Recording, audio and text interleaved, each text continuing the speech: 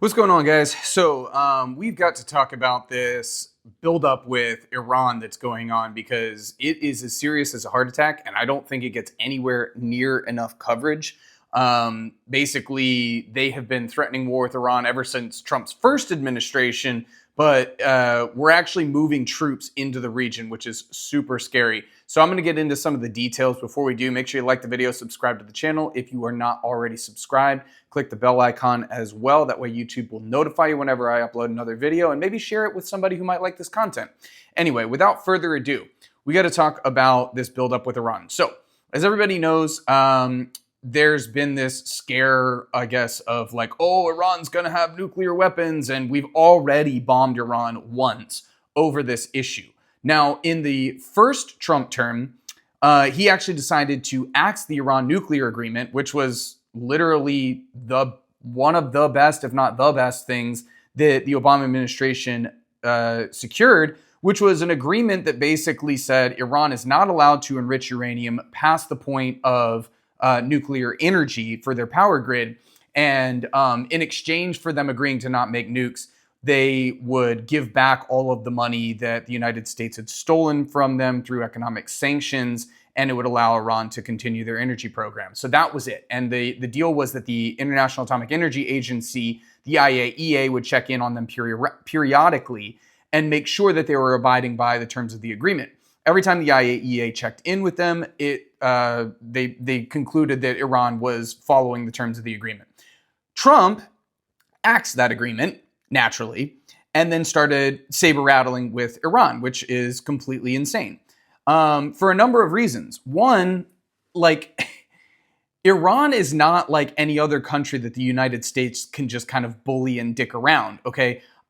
We have not had a buildup of this size and scale of the military in the Arabian Sea since, like, Iraq, okay? And that was back in 2003.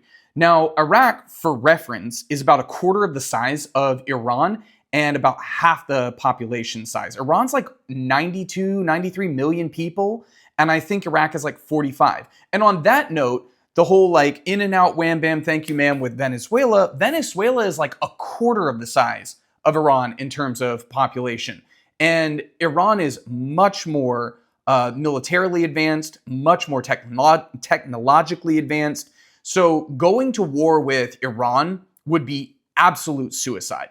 But I wanted to read this because this is what's going on. So this is from Dropsite News. It says President Trump is considering a targeted military strike on Iran within days to force Iran to submit to U.S. demands, according to the New York Times, and has kept open the possibility of a broader campaign later this year aimed at toppling the country's supreme leader. The report comes as two U.S. carrier groups have moved within striking distance of Iran, which would be poised to carry out the initial strike. Targets under review reportedly include nuclear facilities, missile sites, and the Islamic Revolutionary Guard Corps headquarters. Several people around Trump are urging him not to bomb Iran. Senator Lindsey Graham told Axios on Saturday, though Graham clarified that he is not one of them. Oh, do you think?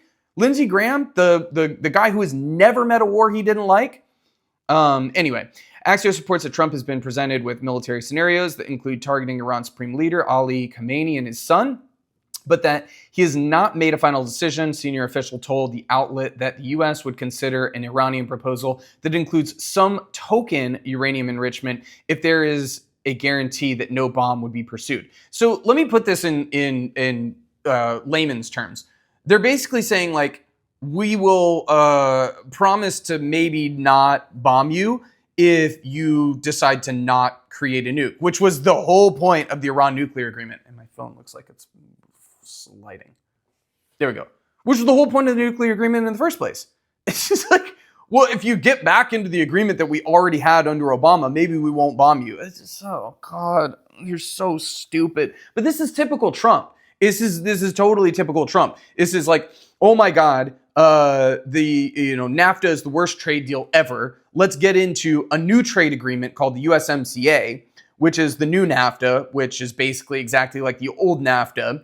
And so Trump does that trade deal in his first term, and now this term he's tariffing everybody and he's blowing up his own trade deal. Like, it's just like, I don't know what goes on in his head Like, he just decides on a whim, like, I'm going to stop doing this thing. I'm going to rearrange. Like, it's completely ridiculous. The other reason that they're considering going to war with Iran and bombing Iran is because Israel is enemies with Iran, and Israel wants the United States to step in their war against Iran. So check out this compilation of Netanyahu talking about how Iran has a nuclear weapon and they're going to use it, very soon. He's been telling this lie for so long, it's pathetic. Here, take a look. If not stopped, Iran could produce a nuclear weapon in a very short time. It could be a year, it could be within a few months.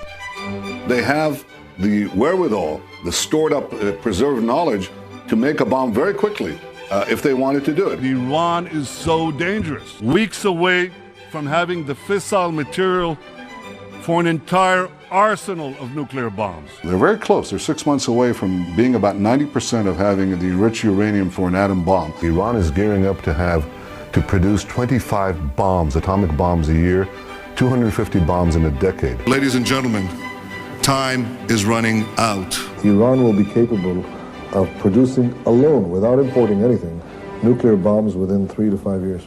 So for those of you who are counting, that started, the last one was 2025, and then it goes back to 2018, and then it goes back to 2015, and then it goes back and back and back until 1995.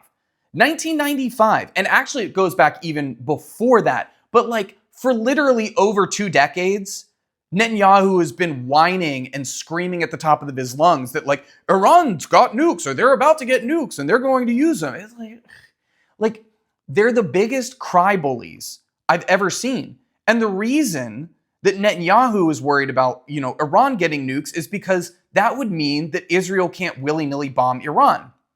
And Israel, as far as I know, is the only country that has nukes in the region, and they want to keep it that way. They want to remain the biggest military power in that area of the world. And so that's why Netanyahu is so gung-ho on, we have to go to war with Iran, we have to stop Iran. And anybody who's followed this for a while, Iran has long been on the U.S. Bucket list for all of the neocon warmongers. They have wanted to topple the Iranian regime for forever, ever since the revolution in 1979. Like, they have wanted to do regime change for literally over almost 50, like 50 years now. And so again, the thing with this that is so scary and should really, really worry everyone is that like these people are not deep thinkers. They want to bomb people first and ask questions later, because that's what happened in Venezuela. It's like, I don't know, it's a drug boat, therefore we have to vaporize it for no reason, and then come to find out a bunch of them are just innocent fishermen. And side note, the Trump regime is actually getting sued by some of the families from Venezuela for illegally killing their family members for absolutely no reason. But this should be a giant, giant, giant alarm going off for anybody with a brain, which is we cannot get into war with Iran. That would be an absolute disaster. And the United States is stretched already as it is. But I do think that this is part of the reason why they are requesting almost a 50% increase in the military budget. Trump wants a $1.5 trillion military budget. What? So that we can bomb Iran and Venezuela and Cuba and Mexico and whoever else it is that Trump decides on a whim that he doesn't like. This would be the biggest disaster in American foreign policy since Iraq in 2003. Anyway, so I figured I'd update on that because I've seen a couple of articles about it, but I haven't really seen the mainstream news talking about it. And it's something that should really, really worry everyone. Anyway, guys, if you like this video, make sure you subscribe to the channel, click the bell as well. Maybe share it with somebody else who needs to see this kind of stuff. And I will catch you in the next one. Peace.